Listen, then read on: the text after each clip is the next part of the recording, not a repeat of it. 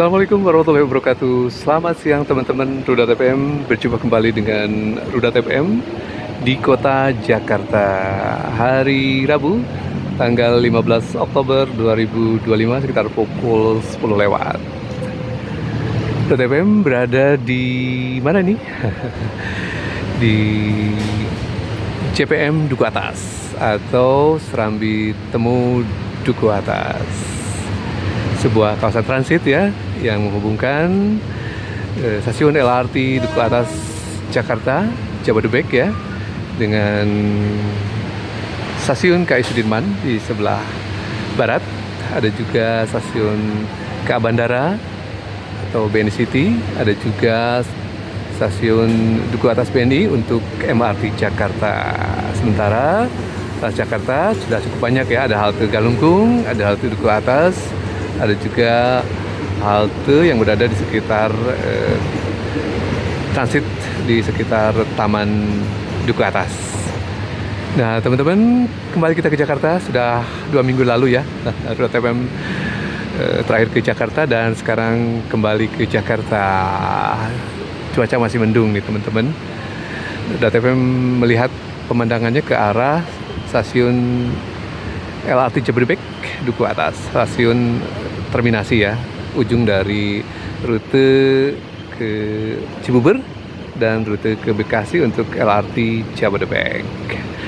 Nah, by the way kita coba sedikit bahas ya.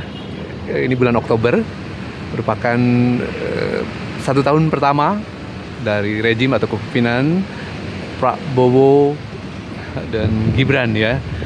Hasil pemilu tahun 2024 yang lalu, Pilpres 2024 ya. Jadi sekarang sudah mau ulang tahun yang pertama.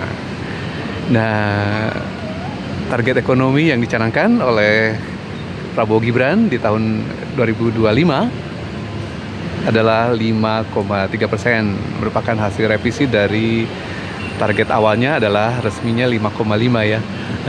Direvisi ya. Di perjalanan tentu saja melihat kondisi berjalan ya teman-teman.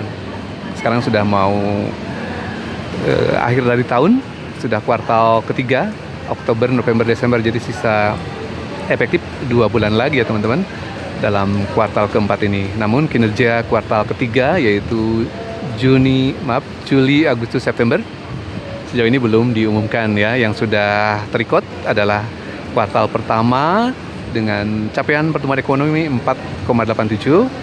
Kemudian juga kuartal kedua yang sedikit kontroversial diumumkan BPS melalui waktu itu agak delay, yaitu 5,12. Jadi 5,3 kalau di rata-rata sepertinya belum tercapai ya dari kuartal 1 dan kuartal 2 yang sudah diumumkan. Kuartal ketiga barangkali dalam waktu dekat, mungkin di bulan Oktober atau awal November sudah diketahui ya berapa capaian kuartal ketiga, yaitu Juli, Agustus, September dari kinerja ekonomi Prabowo Gibran 2025 ya, 5,3. Rasanya tercapai atau tidak akan tercapai? Bagaimanapun sektor ekonomi adalah sektor yang menentukan ya kinerja dari kepemimpinan atau rejim.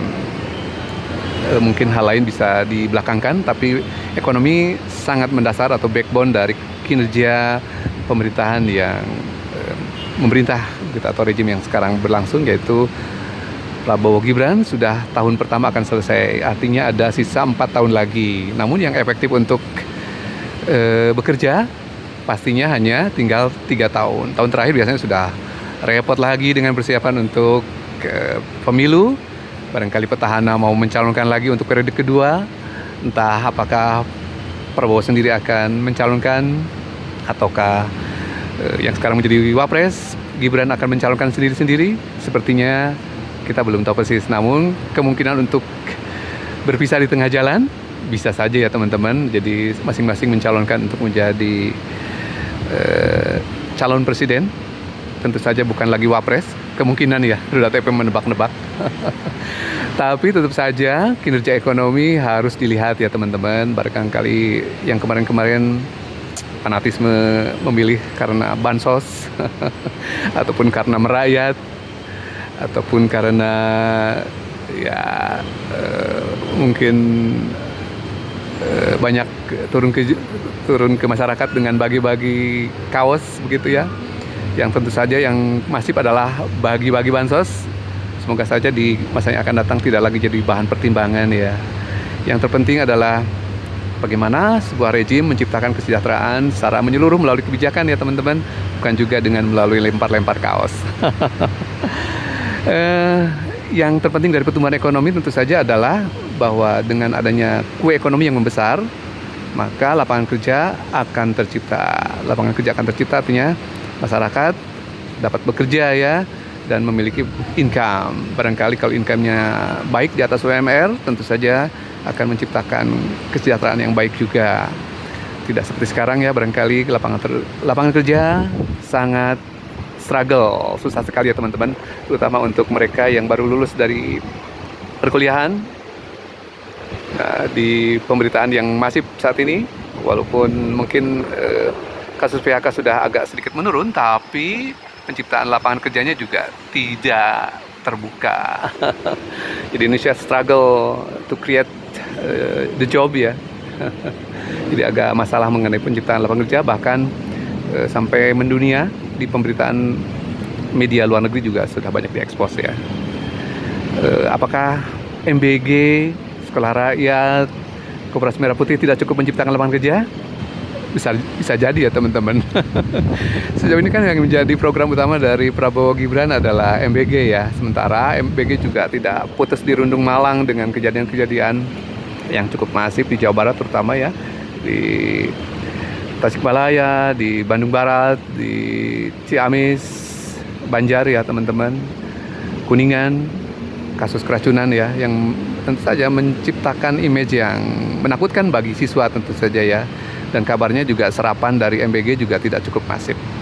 Walaupun tahun 2026 kabarnya anggarannya sangat spektakuler, 335 triliun disediakan untuk anggaran MBG di tahun 2026. Sementara di tahun 2025 kasus-kasusnya diwarnai dengan keracunan massal ya, yang kabarnya kasusnya sudah sampai ke barangkali 7.000-an lebih ya.